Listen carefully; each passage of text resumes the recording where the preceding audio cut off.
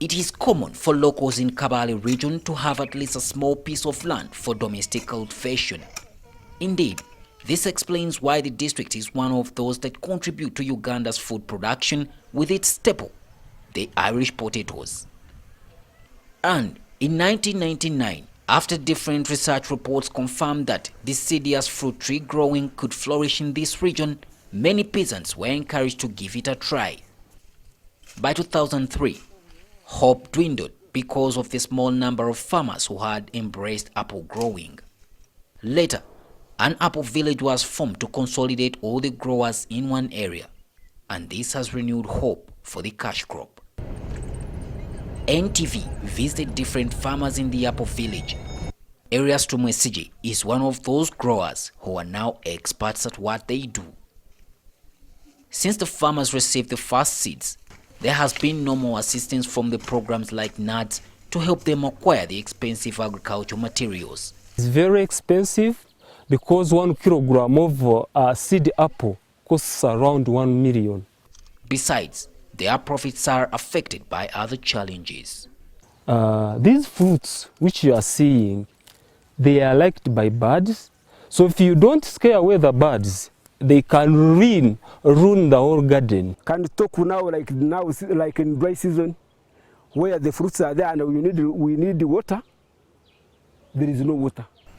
Notwithstanding, there is something to show for their sweat. The house which you are seeing, I got it from the sale of apples. Also, the money which I used to pay for the dowry, still I got them from apples. I was in a circle of poverty, completely on the circle, on the center, not even on the side. Because the apple village is just next to Lake Bunyonyi, a famous tourist attraction, stakeholders now want to merge tourism and agriculture.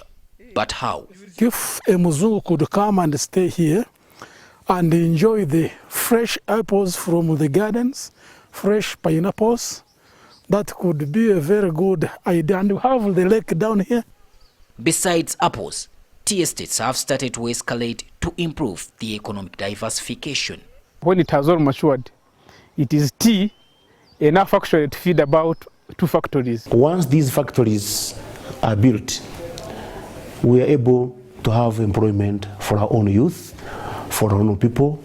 Agriculture in Kabale district has transformed from the traditional Irish potato and sorghum growing to apples and now to such large tea estates. However, what is the opportunity cost that the remaining peasants would sacrifice these traditional crops and embark on the 2 crops, that is tea and apples? If you used a hedge of tea, or if you made a fence of tea around the home, it can probably give you 500 kilograms in a month. Now, 500 kilograms in the month, that is about 200,000 in a month. Some of the major challenges the 2 cash crops face is poor infrastructure, limited land holding, the long gestation period compared to the staple foods, that's Irish potato and sorghum, lack of sensitization, and the expense of looking after the plantations. For the years that Kabale has grown apples and tea, very few people have been involved. But the strongest reason to support this factor is the mindset of the peasants, which will take the leaders extra effort and time to change. Solomon Kawesa, NTV, Kabale.